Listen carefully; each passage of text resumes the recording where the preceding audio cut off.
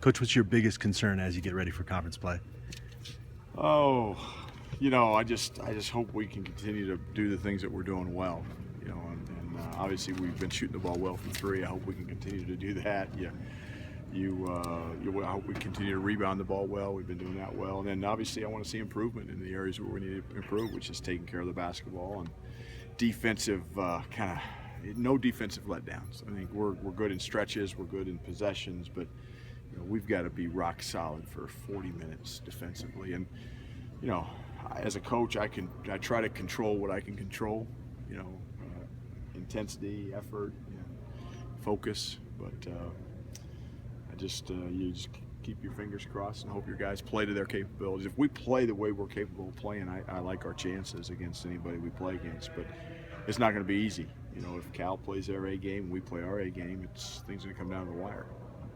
You mentioned before the holiday break, excuse me, that this is a great time where teams can improve out of classes and so forth. Do you feel like that has happened so far? Well, it's yet to be determined. I mean, we're still we had a couple days of preparation before Vegas, and then we had Christmas break, and we've had some good practices. The first practice back is always atrocious. For every college coach in America, probably that way, getting all the rest and the weariness out of their legs. But I thought today's practice was really good. I thought our focus and our intensity was good. Our competitiveness was good. So, I think the real test is going to come, here in a couple weeks to see how much. But I like this group. They're a coachable group, and I think we're off to a good start in that regard. You mentioned the improvement in the three-point shooting, and on the conference call yesterday talked about how Josh's demand of double teams and his ability to pass out of them, that can be an underrated skill. What has made him so good at He's worked on it. Yeah. He's worked on it, and we've tried to devise plans where when the ball does go in the post, Josh knows where people are going to be. So you put guys in spots where he knows they're going to be, and then he's got to find them. He's got to make the plays and pass out of it. But hopefully Josh can make some moves in the post before the double team gets there.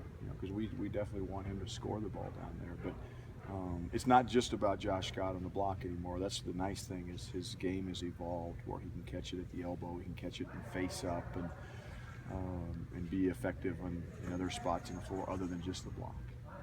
What about Cal? I mean, they've got all kinds of athletes, it looks like. Yeah, great athletes. They got great size. I think, I said this before, Jordan Matthews, I think, is one of the most underrated players in our league.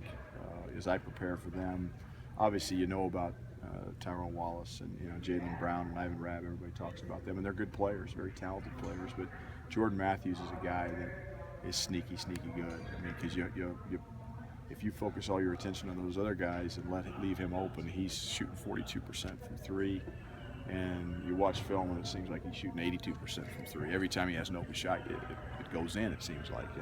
So they've got a lot of different weapons, off the bench. Jabari Bird is coming off the bench now, and he's a very capable scorer. They're deep and they're talented. Sam Singer's a good player. I mean, they got good players.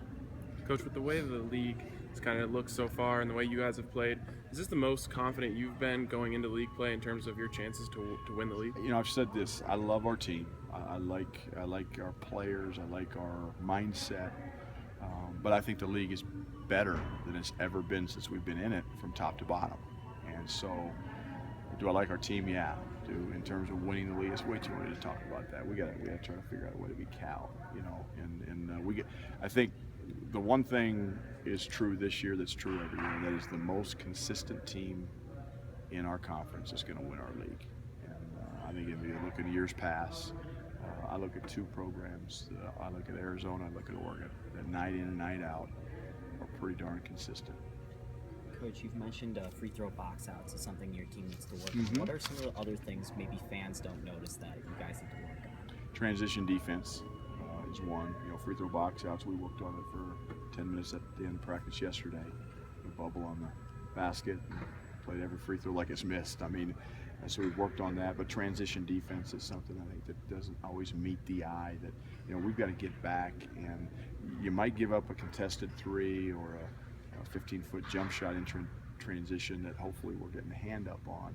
but we can't give up layups in transition. And against SMU, we gave up 2 layups in transition. And that, especially when you go on the road, like we're playing in a place like Cal, you know, you give up layups in transition, and they might be dunks, and that gets the crowd in the game. That gets, you know, them juiced up, and we got to eliminate that. We got to take away transition baskets. I think would be one place. Is it better to be playing on the road on January the 1 when their students aren't going to be there? You know what? Here's the way I look at it is we're going to play 9 road games in the league, and we're going to play 9 home games. And I've never got into, it's better to start on the road, or I want these 3 teams here and those 2 teams there.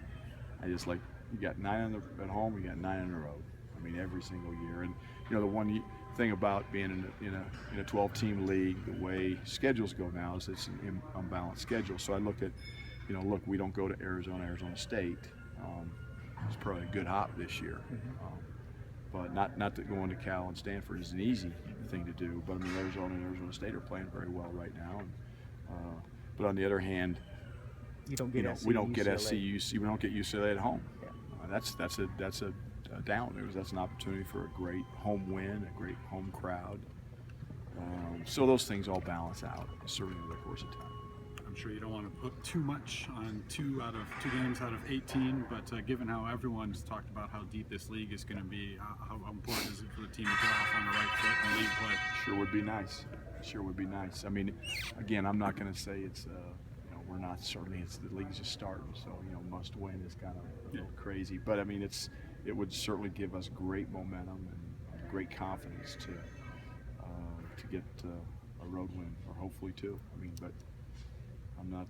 It's just, look, it's the beginning. The one thing about playing the first league game is you're not going to sneak up on anybody. Cal's going to be ready to pull the nails out of the floor. They're going to be ready for the first league game. Hopefully, we're ready, and I think every big team that steps on the floor is going to be ready, because we're all 0-0, and we all know it's anybody's game right now. So it's just part of it.